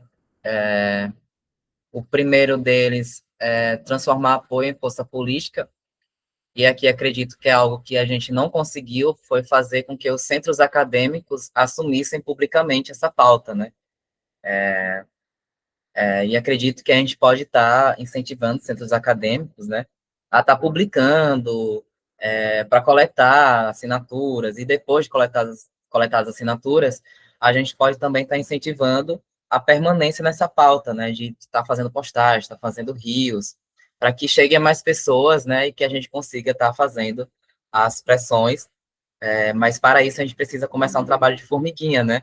Cada centro acadêmico ali vai conversar com seus estudantes, seja em uma assembleia estudantil, seja em passada em sala de aula, seja nas publicações do Instagram. Então, acredito que é isso que ele está colocando aqui, e eu estou fazendo aqui uma leitura que realmente a gente não conseguiu atingir os centros acadêmicos, incentivar assumir essa responsabilidade publicamente. E acredito que a gente pode estar fazendo uma formação em torno disso, né, dessas mobilizações que afetará a nossa vida enquanto professores e professoras. O segundo encaminhamento seria da universidade para fora, né? O primeiro momento seria os centros acadêmicos, passagem de sala de aula, conscientização, né? Junto ali, se tiver boa relação com o DCE, mobilização junto ao DCE e as outras instâncias ali da organização representativas da universidade, mas levar isso de dentro da universidade para fora, né? Ocupar esses espaços, no sentido de reivindicar essas pautas, né? E ocupar o MEC, o CNE, o Congresso, para garantir a nossa voz enquanto estudantes de filosofia nesses espaços, né? E seria até mais na questão de um apelo mesmo, né? Porque, por exemplo, aqui em Sergipe, lançou no estado um edital com apenas 10 vagas de filosofia para ser professora do estado, depois de 13 anos sem concurso público. Então, eu estive na comissão de impugnação do edital, a gente não conseguiu impugnar, infelizmente, porque é inadmissível que depois de 13 anos sem concurso público, você um governador lance um edital com apenas 300 vagas para profissionais de educação básica, né, e só 10 para filosofia. E olha que disciplina só conseguiu uma, né, por exemplo, da sociologia, uma vaga apenas. Então, a gente precisa estar fazendo essa formação aí para que os centros acadêmicos, né, os diretórios acadêmicos, a representação discente, e até os movimentos estudantis, né, estejam somando a essa luta junto a nós, para que a gente possa estar ocupando as câmaras, o Congresso, seja lá o ambiente que precisaremos estar ocupando. O terceiro encaminhamento, que é mobilizar além das assinaturas, seria ações coletivas, debates, atos, aulas públicas ou jornadas de mobilização para fortalecer essa luta fora das universidades. Acredito que a Uni, né, assim, poderia estar ajudando a gente, né, eu consegui, junto com alguns contatos que eu tenho, a gente conseguiu uma collab com a Uni, né, de uma das publicações, a UBS da mesma forma. Mas seria interessante a gente manter esse diálogo para que a Uni perceba que é algo que é dos estudantes, né, enquanto estudante que vai se tornar professor. Então, da mesma forma da lei do estágio, né, seria interessante a gente estar tendo esse diálogo aqui com a União, Nacional dos Estudantes para que veja essas especificidades, né, no caso da filosofia e da sociologia, porque, de certa forma, é onde se coloca ali o pensamento crítico, é onde a gente vai ter interesse de tomar posições políticas ou não, né, através da filosofia e da sociologia, né, então, as pessoas acham que filosofia e sociologia é doutrinar, né, e uma sociedade no qual não se tem essas duas disciplinas, né, que são de formações críticas, a gente acaba minando até o próprio movimento estudantil, através dessa carência de criticidade, né? Todos nós nascemos críticos, mas precisamos ali estar nos moldando, né, a pensar filosoficamente. Um outro encaminhamento, e aqui vocês podem me interromper a hora que quiser, que é construir uma narrativa política. Como é que a gente luta nessa sociedade, né? Como fazemos esse linguajar acadêmico, né, para que outras pessoas que não tenham essa formação acadêmica entenderem, né? Então, acredito que o companheiro quis colocar nessa questão de uma educação pública, crítica, democrática, comprometida socialmente, mas que tem uma linguagem fácil de atingir o coração das pessoas, né? Digamos assim, para ser bem direto. Reconectar, no quinto encaminhamento, universidade e escola.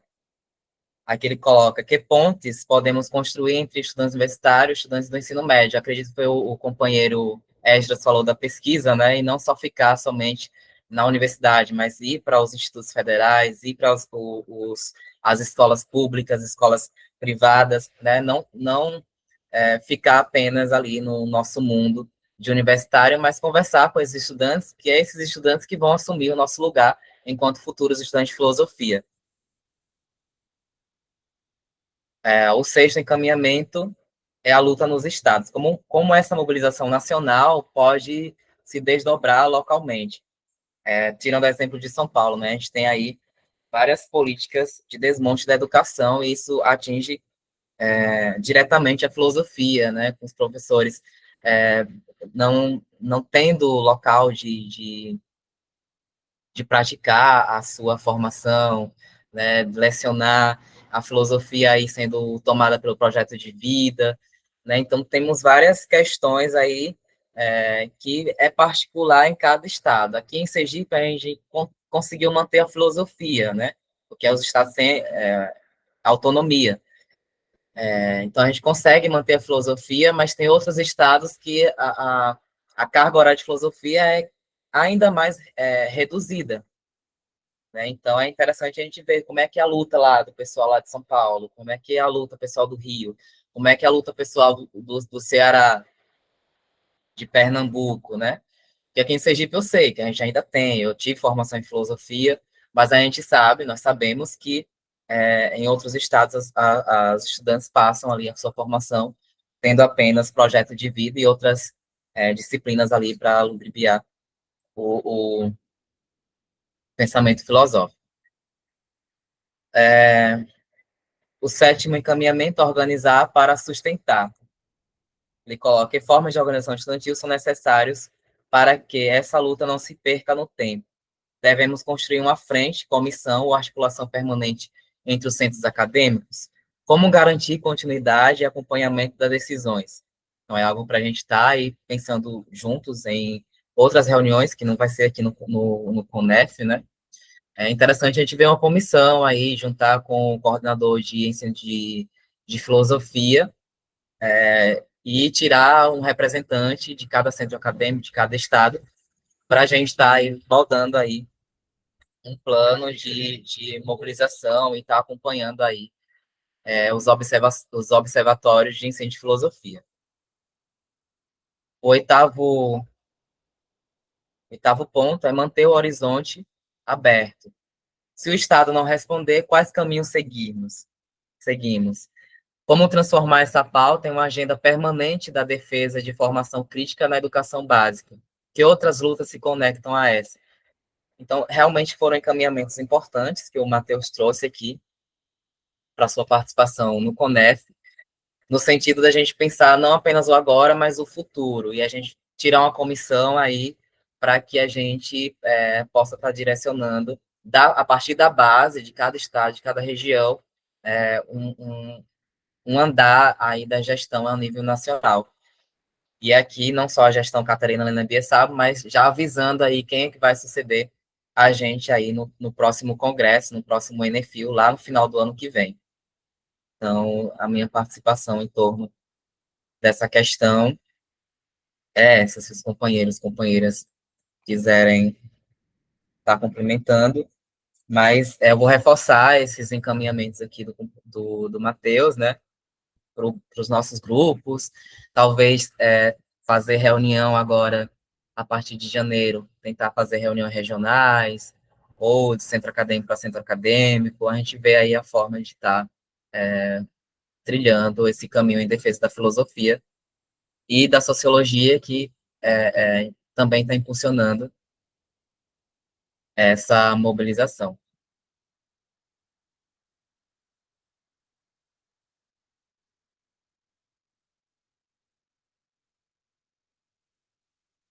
Mais algo a falar?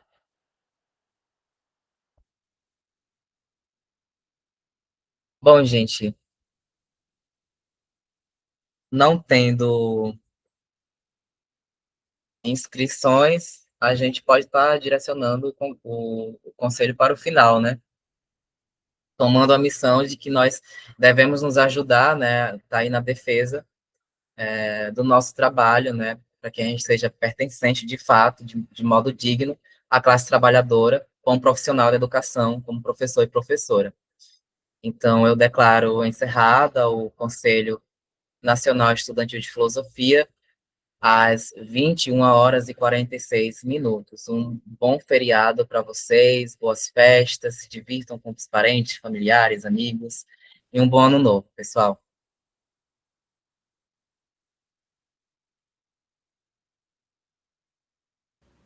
Boa, gente. Feliz Natal para vocês. Boas festas.